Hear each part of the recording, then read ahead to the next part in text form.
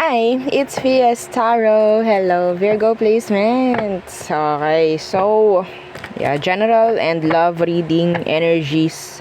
Kung anong meron ngayong May pagdating sa'yo. Virgo placements. Okay, so, before tayo mag-start, kung hindi ka pa nakakapag-subscribe, please do subscribe and hit the notification bell para lagi po tayo maging updated sa mga mangyayari pa lang. And syempre, kung may tanong pagdating sa private reading, just message me sa akin pong FB page for more info. Ganun rin pagdating kay Perception of Light and sa mga naghahanap ng healer, kay Kuya Dingsi naman po tayo magme-message. And syempre, don't forget to follow and subscribe yung ating dalawang YouTube channel na nasa description box below. Okay, and pagdating sa ating mga items, they're all available. Yung ating mga protection from evil eye, and ring, bracelet, necklace, so meron tayo, and love bracelet. So ito yung love bracelet natin. Okay, 7 inches long. Hindi siya garterized, hindi rin siya adjustable. And yung ating granter necklace, taga-grant na mga minamanifest. And yung ating pang-cord cutting. So, there. So, may mga tanong pa? Meron din pala tayong necklace na evil eye protection. Okay? So, that is unisex. So, ito siya. Maliit lang yung pendant niya. As you can see. So, yan po. Non-tarnish, hypoallergenic. Meron extender yung kanyang chain. Pero pwede naman kayong gumamit ng ibang chain if you want to. Okay, Virgo. So, Virgo placements. Let's see what's for you in general. Anong meron? Anong energy surrounding Virgo placements this May? Let's see. Oh, nice. 6 of Wands. This is success. This is victory. This is, sabihin natin, like all eyes on you. This is like appreciation, energy ng mga ganyan. Okay. What's with that? 10 of Swords inversed. Lahat ng hirap, parang may makukuhang maganda this May. In general. Okay? Yes.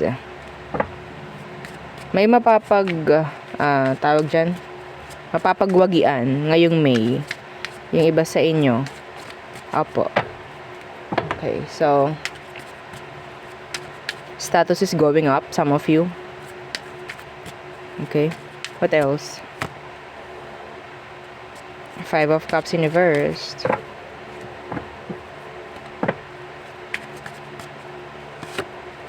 Moving on. Oo.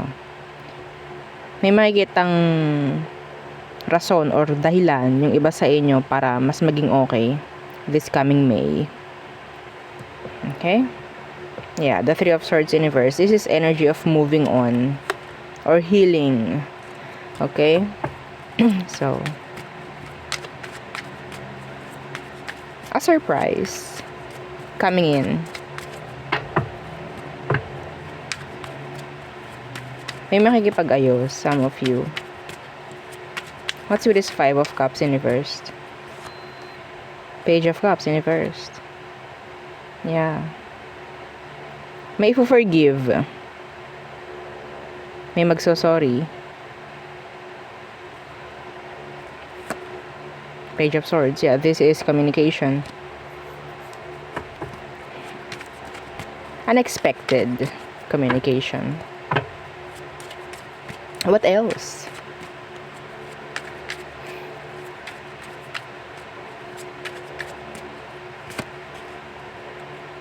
Seven of Swords in reverse. Okay, kunin ko to.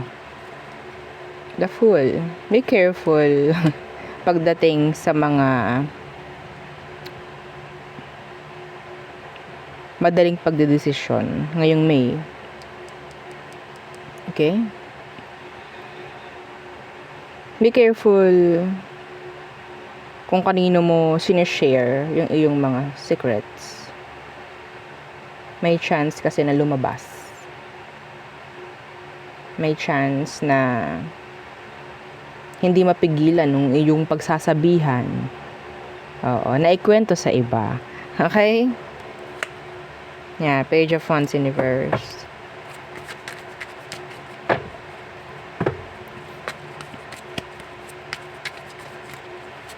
Some of you, meron kayong iti-take risk this May. I don't know kung ano. It's like new energy. Okay?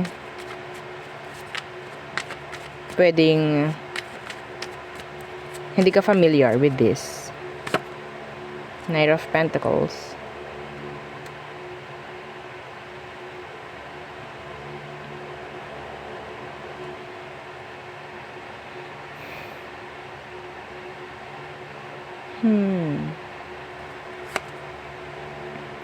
Four of Pentacles. Some of you, this is like, sabihin nating patungkol rin pagdating sa pamemera ng iba sa inyo. Okay, it's like mapapagastos ng malaki. Meron iba sa inyo na pwedeng mapagastos ng malaki kasi nandun yung energy na parang wow. May ganun ako nakukuha from some of you. Kaya bibilhin mo to, and this is sabihin nating waste lang naman eh. Oo, kung iyong bibilihin. I don't know why. So yeah, it's up to you. This is your money. No, it's your money. So, nasa sa'yo yan. Okay? So, there. Yeah.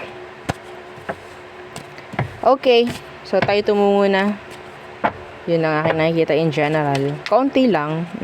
Pero, gawin yung gabay. Tingnan natin ano bang meron when it comes to love. Energies. Pagdating sa love. This coming May. For you, Virgo. Placements.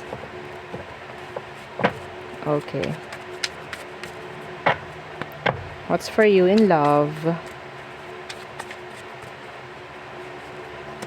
Oh, 10 of Cups. Nice. Completion, some of you. Happiness.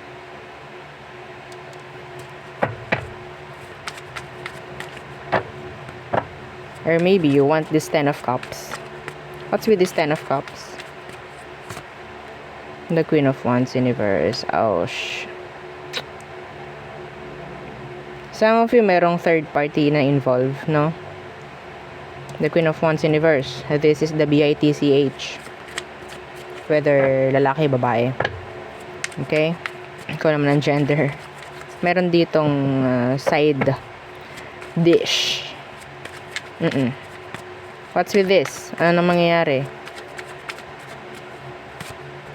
Justice in reverse. Yeah, there's infidelity here. Oh my. Anong meron? The Nine of Swords. Gusto mo yung pamilya mo mabuo. Oo. Gusto mo mabuo yung pamilya mo. Pero gawa lang nito eh. Eto, dapat sinasako. No? Okay. Some of you, you're overthinking. You're just overthinking, maybe. Some of you. Two of Pentacles. In reverse. Page of Wands. The Tower. Okay. Somebody is avoiding separation here. Avoiding a broken family. Okay. So, for me, there's this imbalance pa rin. Ngayong May, pagdating dyan. Some of you, this is ongoing na eh. Oo, may kabit na eh. Okay? So, gusto nyo lang na maging okay. So, nandyan yung energy na parang, okay, so, i-welcome ko pa rin to, hahayaan ko lang to, ganto, ganyan, kesa naman i-drop kami. Parang ganon. So, kung ikaw, nag-expect ka na maging okay, maayos, itong family mo, ngayong May, I don't think so na pwedeng mangyari. I don't think na pwedeng mangyari yan ngayong May.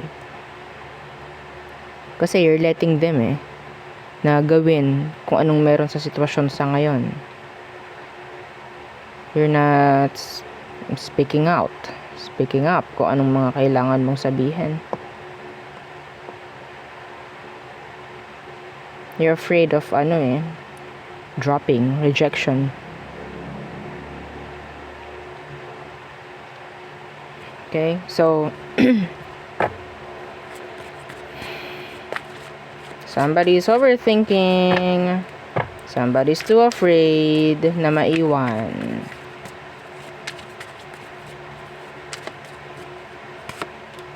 Yeah, the King of Pentacles universe. Actually, wala talagang gagawin. Kung anong kailangan gawin, hindi gagawin kasi wini-welcome or sabihin nating ina-accept. Yeah, the first word na sinabi ko dito is some of you, this is acceptance, happiness, kung ano man ang meron. Okay? So, hindi may bibigay, hindi mamimili. Wala akong nakikitang pagpili, some of you. Okay? So, tingnan natin singles. Virgo singles. Single Virgo. Single Virgo. What's for you? What's coming in for you this month of May? Single Virgo. Oh, the Eight of Cups in reverse. You're walking away from love. Are you? I don't like. Parang ganon. What's with that Eight of Cups? Yeah. Some of you are focusing on your career, work, studies if ever.